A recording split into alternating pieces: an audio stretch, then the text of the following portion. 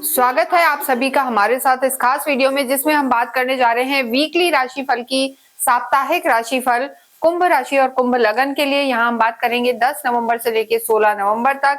देखिए, कुंभ राशि जो है ये 11 नंबर की राशि है। आपके जो लॉर्ड हैं शनि है और आप पे अभी 7.5 का लास्ट चरण चल रहा है। हालांकि ये चरण बहुत परेशानी वाला नहीं है और अभी तो आपके जीवन में भाग्य भी साथ देगा, लाभ भी मिलेगा, क्योंकि जो शुक्र की स्थिति है, शुक्र आपके भाग्य के स्वामी है और आपके राशि स्वामी के परम मित्र हैं। शुक्र आपके लिए योग कारक हैं और वारे न्यारे करने वाले हैं। तो ये हफ्ता आपके लिए खास रहने वाला है और कई गए हुए हफ्तों से, वीक से ये आपके जीवन में सुकून लेके आएगा।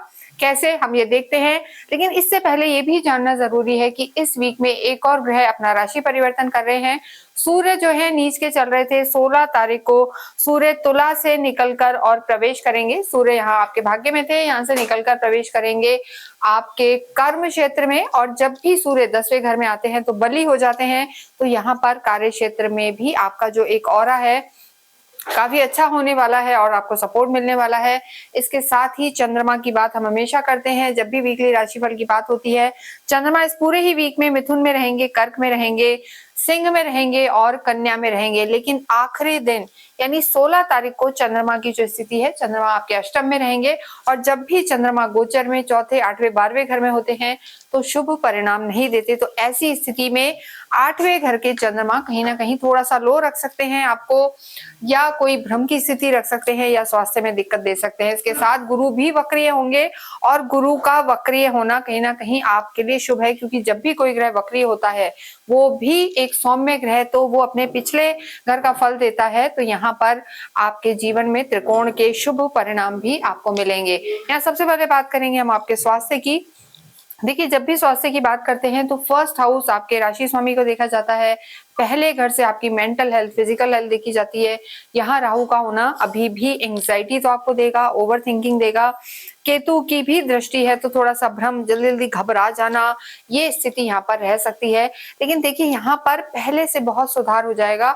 जैसे जैसे वीक आगे बढ़ेगा तो जो सूर्य की स्थिति है, सूर्य नीच के चल रहे थे और सूर्य यहाँ से परिवर्तित होके आपके केंद्र में प्रवेश करेंगे तो चीजों में सुधार होगा। लेकिन लास्ट डे यहाँ पर चंद्रमा की स्थिति अच्छी नहीं है, तो इस वीक में भी आपको एंजाइटी, डिप्रेशन की समस्या बनी हुई है।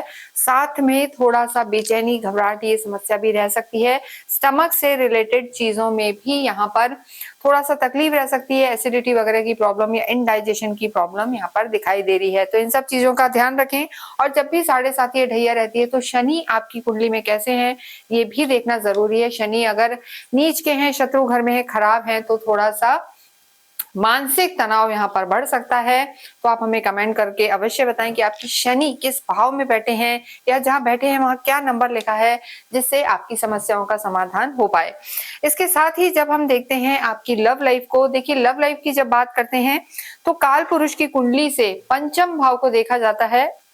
और यहाँ पर हमने बताया गुरु का वक्रीय होना आपकी लव लाइफ में भी सुधार लाएगा, क्योंकि गुरु अभी छठे घर में है, लेकिन गुरु जब वक्रीय होके पंचम का भी परिणाम देंगे और कहीं ना कहीं धैर्य बढ़ेगा, आपस में अंडरस्टैंडिंग बनेगी। और बुध का आपके कर्म क्षेत्र में होना, 10th हाउस में होना, यानी त्रिकोण के स्वामी का केंद्र से संबंध विष्णु लक्ष्मी योग बनाएगा।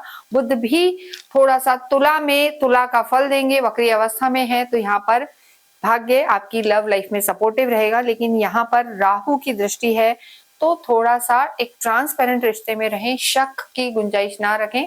अगर ओवर पॉसेसिव होते हैं या शक की स्थिति रखते हैं तो चीजों में दिक्कत आ सकती है।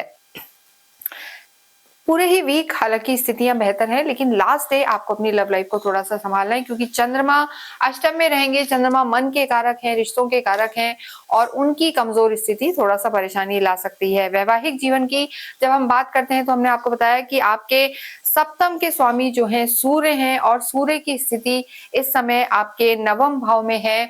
देखिए, भाग्य में है लेकिन नीच के हैं। जैसे जैसे वीक समाप्ति की ओर जाएगा, कमिंग वीक के लिए आपकी स्थिति आपके स्पाउस के लिए बहुत बेहतर है। यानी 16 तारीख तक हम कहेंगे कि यहाँ पर वैवाहिक जीवन अच्छा नजर नहीं आ रहा है। यहाँ पर उनकी स्वास्थ्य को लेकर दिक्कत आ सकती है, या अचानक सडन चेंजेस आ सकते हैं, या एक्सट्रीम पे आपके जो स्पाउस हैं बिजी रह सकते हैं। दूसरा, राहु केतु के होने के कारण कहीं ना कहीं शक, आर्ग्यूमेंट्स, ईगो क्लैशेस भी यहाँ पर रह सकते हैं। तो इस वीक आपको अपने वैवाहिक जीवन पर बहुत ध्यान देना है। खास ही हम कहेंगे 15-16 तारीख को आप अपने वैवाहिक जीवन पर ध्यान दें, अपने स्पाउस की हेल्थ का ध्यान दें। यहाँ पर कहीं ना कहीं थोड़ी सी परेशानी हो सकती है, इसलिए बिल्कुल भी ओवर थिंकिंग में ना जाएं और ईगो क्लैशेस या आर्ग्यूमेंट्स वगैरह को अवॉइड करके चलें। कर्म क्षेत्र की बात करेंगे तो स्थितियां बहुत बहुत बेहतर हैं। यहाँ पर मंगल हैं और आगे सूर्य भी आ जाएंगे तो ऑरा बढ़ेगा, और आपका जो एक हम कहेंगे कि अगर प्रमोशन ड्यू था तो यहाँ पर प्रमोशन हो सकते हैं। मंगल की स्थिति बेहतर है। अगर आप इलेक्ट्रॉनिक्स का काम करते हैं, किसी मेटल का काम करते हैं, रियल एस्टेट से जुड़े हुए हैं, तो भी यहाँ पर लाभ के पूरे योग बने हुए हैं। इसके साथ ही जो सूर्य हैं वो भी आपके 16 तारीख को आपके कर्म क्षेत्र में आ जाएंगे। तो सरकारी अगर किसी काम से जुड़े हुए हैं, सरकारी जॉब करते हैं, क्योंकि सूर्य जब 10th हाउस में आते हैं तो यहाँ बली हो जाते हैं, उन्हें एक एक्स्ट्रा बल मिलता है। तो ये स्थिति आपके लिए बहुत बहुत बेहतर है। गुरु का वक्रीय होना आपके त्रिकोण को एक्टिव करेगा, और कर्म क्षेत्र की दृष्टि से, धन की दृष्टि से, और ओवरऑल अगर हम भाग्य की दृष्टि से देखें तो यहाँ पर कार्य में आपको बहुत सपोर्ट मिलेगा अपने सीनियर्स का, और विदेशों से भी फायदे के पूरे पूरे योग बने हुए हैं। तो ऐसी स्थिति में बस हफ्ते की शुरुआत में मिड हाफ तक आपको सरकारी क्षेत्रों से कामों में थोड़ा सा ध्यान रखना है, अन्यथा पूरी स्थिति अच्छी है। धन की स्थिति भी अच्छी बनी हुई है। देखिए, शनि का धन भाव में होना आपके लिए लाभकारी है। शनि जहां होते हैं वहां वृद्धि कराते हैं। हालांकि अभी वक्र चल रहे हैं, लेकिन आगे आने वाली स्थितियां कुंभ राशि के लिए बहुत बेहतर होने वाली हैं। और ये जो वक्र हुए हैं, इसका क्या प्रभाव कुंभ राशि पर पड़ेगा, ये भी आगे आने वाले समय में हम आपको नए वीडियोस के जरिए बताएंगे कि किन चीजों का ध्यान रखना है, और ये वक्रीय ग्रह आपको कैसे लाभ पहुंचा सकते हैं। विद्यार्थियों की अगर हम बात करें तो बुध यहाँ आपके प्लैनेट हैं। बुध बुद्धि के देवता हैं, केंद्र में बैठे हैं, आगे सूर्य के साथ होंगे। तो यहाँ पर स्थितियां आपकी बुध आदित्य योग बना रही हैं।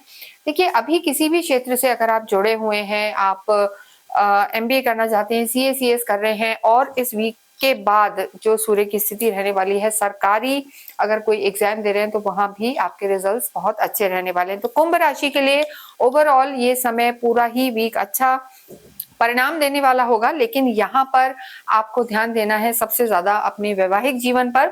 बात करें यहाँ पर हम आपके भाग्य की और अध्यात्म की, भाग्य हमने बताया साथ देगा, क्योंकि भाग्य के जो लॉर्ड हैं शुक्र हैं, स्वग्रही हैं, और बाद में सूर्य भी यहाँ से हट जाएंगे। तो भाग्य यहाँ पर पूरा साथ देगा, सुख बढ़ेगा जीवन में, क्योंकि सुख भाव के लॉर्ड भी आपके शुक्र ही हैं। तो देखिए, जैसे जैसे वीक एंड की तरफ जाएगा यहाँ पर आपको लाभ होगा, लेकिन इस पूरे ही वीक में थोड़ा सा मानसिक तनाव या अपने स्पाउस की हेल्थ को लेकर तनाव रह सकता है, लेकिन भाग्य उसमें से भी आपको निकालेगा और परेशानियां दूर करेगा। आध्यात्मिक आप होते हैं, इस समय आपका जो हम कहेंगे धन है वो दान धर्म में जाएगा। यानी कहते हैं ना कि दान से धर्म भी शुद्ध होता है। तो ऐसी स्थिति में दान पुण्य करें और धार्मिक यात्राएं करें, आपके लिए काफी शुभ रहेगा, और आप ये करेंगे ही। पूरा ही परिवार का आपको सपोर्ट यहाँ पर मिलता हुआ नजर आ रहा है। इसके साथ ही सबसे ज्यादा आप कोशिश करें कि हनुमान चालीसा का पाठ करते रहें, अपनी कुल देवी की आराधनाएं करें, कुंजिका स्रोत का पाठ करें, और शनिवार के दिन स्ट्रीट डॉग को अवश्य फीड करें। इससे जो आपकी परेशानियां हैं वो दूर होंगी। इसके साथ ही इस वीडियो को हम ये विराम देते हैं। कमेंट बॉक्स में आप अवश्य ही ओम शम शनिश्चराय नमः लिखें। Thank you.